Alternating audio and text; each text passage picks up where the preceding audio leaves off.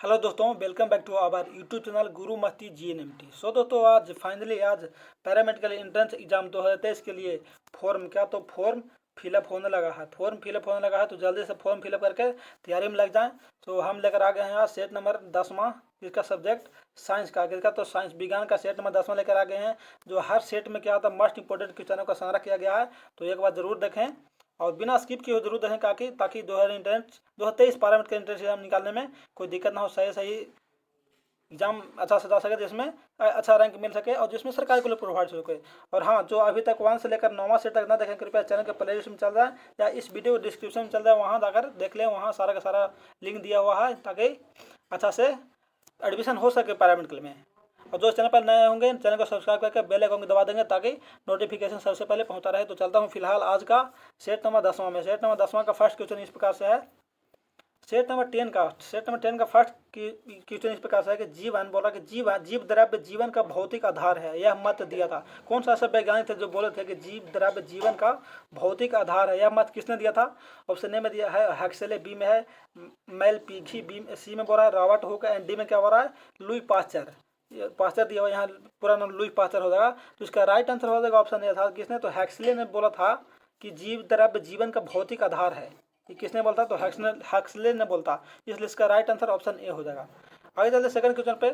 Second question बोल रहा है पारिस्थितिक तंत्र में ऊर्जा का अंतिम स्रोत होता है। पारिस्थितिक तंत्र में ऊर्जा का अंतिम स्रोत क्या होता है? ऑप्शन ए में बोल रहा है सूर्य का प्रकाश होता है, या बी में बोल रहा है ATP होता है, सी में ग्लूकोज, या डी में बोल रहा है ADP होता है। तो इसका राइट आंसर हो जाएगा ऑप्शन ए होता था। क्या? तो सूर्य का प्रकाश।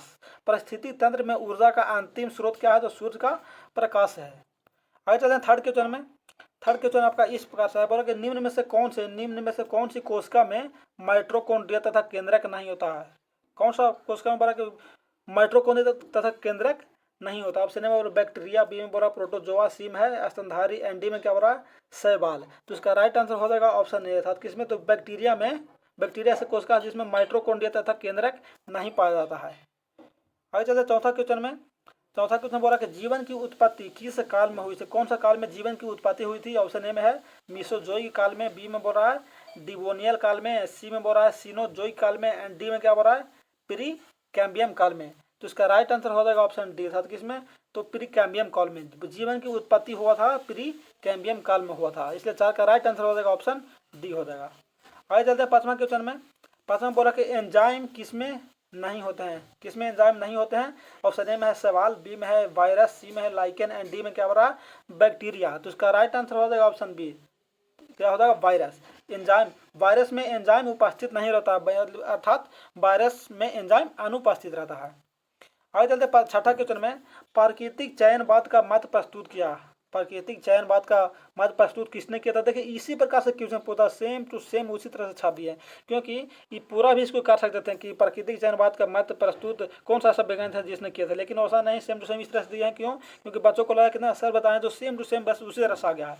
ऑप्शन ए में दिया हेल्डन ने, बी में दिया चार्ल्स डार्विन ने, सी में है स्टैनले मिलर ने एंड डी में बोला बैलेस ने। तो इसका राइट आंसर हो जाएगा ऑप्शन बी था। किसने? तो चार्ल्स डार्विन ने प्राकृतिक चयनवाद का मत प्रस्तुत किया था। आगे चलते हैं सातवां क्वेश्चन में। सातवां क्वेश्चन बोला कि जीवाश्मों की आयु का पता लगाया जाता है। जीवाश्मों की आयु का पता किससे लगाया जाता है? ऑप्शन ए में बोल रहा है अस्थियों की रचना से, बी में बोल रहा है अन्य स्तनधारियों के संघ से, सी में बोल रहा है रेडियो कार्बन यौगिक मात्रा से एंड डी में क्या बोल रहा है कैल्शियम के आवश्यक। तो 7 का राइट आंसर हो जाएगा ऑप्शन सी था। किसमें? तो रेडियो धार्मिक कार्बन यौगिक की मात्रा से जीवाश्मों की आयु का पता लगाया जा सकता है। आगे चलते हैं 8वां क्वेश्चन में। 8वां बोल रहा है मानव का वैज्ञानिक नाम निम्न में से कौन है? मानव का वैज्ञानिक नाम ऑप्शन ए में है होमो हेबिलिस, बी में बोल रहा है होमो सेपियंस, सी में बोल रहा है कोनिस फेमिलियरिस एंड डी में बोल रहा है होमो इरेक्टस। तो 8 का राइट आंसर हो जाएगा ऑप्शन बी था। क्या? तो होमो सेपियंस। मानव का वैज्ञानिक नाम क्या है? तो होमो सेपियंस है मानव का वैज्ञानिक नाम। आगे चलते हैं 9वां क्वेश्चन में। 9वां बोल रहा कि मनुष्य में लिंग संलग्न लक्षणों की वंशागति मुख्यतः होती है। कौन सा गुणसूत्र से लिंग संलग्न लक्षणों की वंशागति होती है? ऑप्शन ए में बोल रहा है एक्स गुणसूत्र से, बी में बोल रहा है वाई गुणसूत्र से, सी में बोल रहा है ऑटोसोम से एंड डी में क्या बोल रहा है इनमें से कोई नहीं। तो 9 का राइट आंसर हो जाएगा ऑप्शन बी था। किसमें? तो वाई गुणसूत्र से क्या होता है मनुष्य में लिंग संलग्न लक्षणों की वंशागति रूप में मुख्यतः होता है। आगे चलते हैं आगे आपका 10वां क्वेश्चन इस प्रकार से बोल रहा है, थोड़ा सा छोड़ा कहते हैं। 10वां क्वेश्चन बोल रहा है कि समान जुड़वा बच्चे पैदा नहीं होते हैं। कब समान जुड़वा बच्चा पैदा नहीं होता है? जब ऑप्शन ए में बोल रहा है एक निश्चित अंडे का 2 खंडों में विभाजन हो तथा दोनों भाग अलग हो सके। तो ये तो गलत हो गया, क्योंकि 2 अलग अलग हो जाता तो समान जुड़वा बच्चा पैदा हो ही जाएगा। ऑप्शन बी में क्या बोल रहा है? 1 शुक्राणु 2 अंडाणु का निषेचन करे। और सी में बोल रहा है कि 2 अंडाणु 1 शुक्राणु का निषेचन करे। एंड डी में बोल रहा है बी तथा सी दोनों। तो इसलिए इसका राइट आंसर हो जाएगा ऑप्शन डी, अर्थात क्या हो जाएगा? बी तथा सी दोनों हो जाएगा।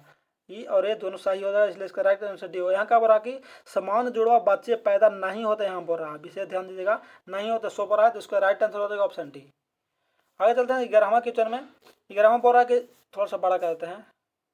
11वां क्या बोल रहा है कि 2 वस्तुओं के बीच गुरुत्वाकर्षण बल निम्नलिखित में से किस पर निर्भर नहीं करता है? किस पर निर्भर नहीं करता है? ऑप्शन ए में दिया उनके बीच की दूरी पर, बी में बोल रहा है उनके द्रव्यमान के गुणनफल पर, सी में बोल रहा है उनके द्रव्यमान के योग पर, एंड डी में बोल रहा है गुरुत्वाकर्षण स्थिरांक पर। तो 11 का राइट आंसर हो जाएगा ऑप्शन सी था, तो उनके द्रव्यमान के योग पर क्या बोल रहा है कि 2 वस्तुओं के बीच गुरुत्वाकर्षण बल उनके द्रव्यमान के योग पर निर्भर नहीं करता है। आगे चलते हैं 12वां क्वेश्चन में। 12वां क्वेश्चन बोल रहा कि एक शांत जलाशय में कागज की नाव पलायन कर रही है। अब यदि पत्थर का एक टुकड़ा फेंक कर पानी में विक्षोभ उत्पन्न कर दिया जाए तो नाव क्या हो जाएगा?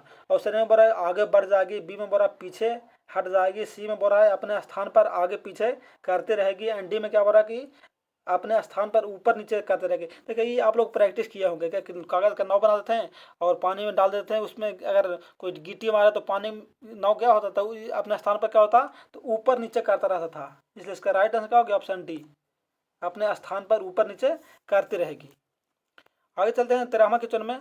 पूरा के ध्वनि के परिवर्तन में जिस नियम का पालन होता है उसका एक भाग कौन सा है? ध्वनि के परिवर्तन में जिस नियम का पालन होता है उसका एक भाग कौन सा है? ऑप्शन ए में बोला आपतन कोण परिवर्तन कोण से छोटा होता है, ये तो नहीं हो सकता है। बी में क्या बोल रहा है कि आपतन कोण और परिवर्तन कोण बराबर होते हैं। चलिए आगे देखते हैं। सी में बोल रहा है कि आपतन कोण परिवर्तन कोण से बड़ा होता है, ये भी नहीं हो सकता है। डी में बोल रहा है आपतन कोण गुना परिवर्तन कोण इक्वल टू अनंत, ये भी नहीं हो सकता है। इसलिए इसका राइट आंसर कौन होगा? तो राइट आंसर हो जाएगा ऑप्शन बी, कौन? तो आपतन कोण और परिवर्तन कोण आपस में क्या होते हैं? बराबर होते हैं। आगे चलते हैं 14वां क्वेश्चन में। 14 बोला कि निम्नलिखित में से कौन सा कथन सही है? इन 4 को ऑप्शन दिया, चारों में से कौन सा कथन सही है? ऑप्शन ए में कार्य और ऊष्मा में कोई संबंध नहीं है, बी में बोला कि कार्य और ऊष्मा में आपस में संबंध है, और सी में बोला कि घर्षण ऊष्मा का समानुपाती होता है, एंड डी में बोला है कि कार्य और ऊष्मा दोनों ही घर्षण के बहुत व्युत्क्रमानुपाती होते हैं। तो 14 का राइट आंसर हो जाएगा ऑप्शन बी, अर्थात क्या? तो कार्य और ऊष्मा आपस में संबंध है, संबंधित बनाए रखते हैं। आगे चलते हैं 15वां क्वेश्चन में। 15वां क्वेश्चन बोल के संतृप्त विलयन में विलेय का एक रावा डालने पर क्या होता है? संतृप्त विलयन में विलेय का एक रावा डालने पर क्या होता है? ऑप्शन ए में बोल रहा है घुल जाता है, बी में बोल रहा है अवक्षेपित हो जाता है, सी है नहीं घुलता है, एंड डी में बोल रहा है इनमें से कोई नहीं। तो 15 का राइट आंसर हो जाएगा ऑप्शन बी, अर्थात क्या? तो यह अवक्षेपित हो जाता है। संतृप्त विलयन में विलेय का एक रावा डालने पर यह अवक्षेपित हो जाता है। आगे चलते 16वां क्वेश्चन में। 16वां बोल रहा है गैस की लौ का सबसे गर्म हिस्से को क्या कहते हैं? ऑप्शन ए में बोला दीप्त क्षेत्र, बी में है अदीप्त क्षेत्र, सी है नीला क्षेत्र, एंड डी में बोला ज्योतिहीन क्षेत्र। तो 16 का राइट आंसर हो जाएगा ऑप्शन सी, अर्थात का तो नीला क्षेत्र बोला जाता है। लौ गैस की लौ का सबसे गर्म हिस्सा को नीला क्षेत्र बोला जाता है, का ब्लू जोन। आगे चलते 17वां क्वेश्चन में। क्योंकि नदियों का जल वर्षा के जल से कठोर होता है। नदी का जल है जो वर्षा के जल से कठोर होता है, क्यों? क्योंकि यह हमेशा बहता रहता है, या हमें वायुमंडल में घुला रहता है, या इनमें कैल्शियम और मैग्नीशियम के लवण होते हैं, या डी में बोला इनमें सोडियम क्लोराइड होते हैं। तो 17 का राइट आंसर हो जाएगा ऑप्शन सी, अर्थात क्या? तो इनमें कैल्शियम और मैग्नीशियम के लवण होते हैं, इसलिए क्या होता है? नदियों का जल वर्षा का जल से कठोर होते हैं। आगे चलते हैं 18वां क्वेश्चन में। 18वां बोला कि तत्वों के भौतिक और रासायनिक गुण है। तत्वों के भौतिक और रासायनिक गुण क्या है? ऑप्शन ए में बोला उनके परमाणु संख्या के आवर्त फलन होते हैं, बी में बोला कि उनके द्रव्यनांक पर निर्भर करते हैं, सी में बोला उनके संयोजकता के अनुसार बदलते हैं, एंड डी में बोला उनके घनत्व पर निर्भर करते हैं। तो 18 का राइट आंसर हो जाएगा ऑप्शन ए, अर्थात क्या? तो उनके परमाणु संख्या के आवर्त फलन होते हैं। तत्वों के भौतिक और रासायनिक गुण उनके परमाणु संख्या के आवर्त फलन होते हैं।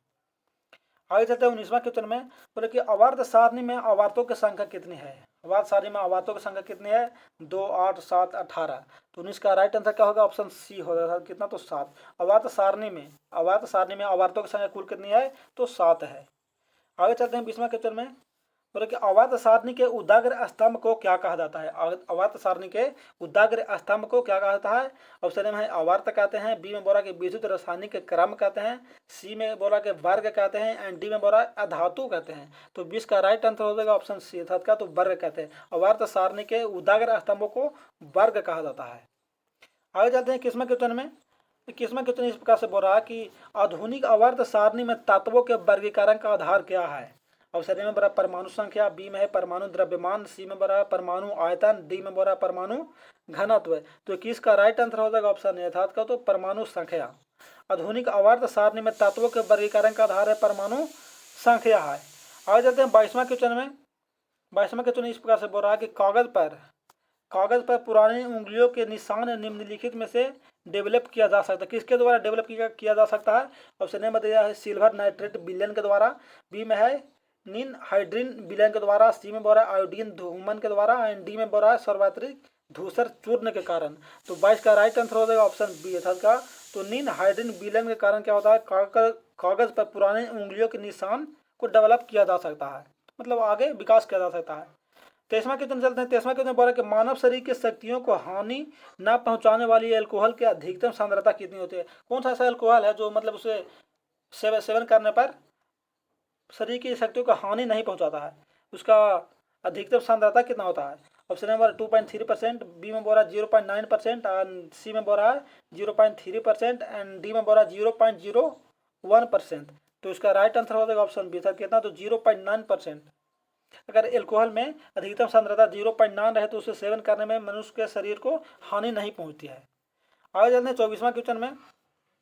24वां क्वेश्चन बोला कि रिसर्पिन नामक दवा निम्नलिखित के उपचार में काम में आती है। मतलब रिसर्पिन नामक दवा किसके उपचार में काम में आता है?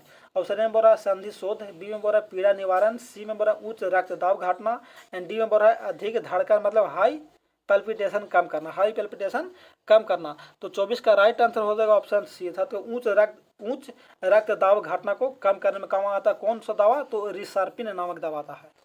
आगे चलते 25वां क्वेश्चन में और इस सेट का लास्ट क्वेश्चन बोल रहा है कि मेंडलीव की आवर्त सारणी में तत्वों की वर्गीकरण का आधार क्या है?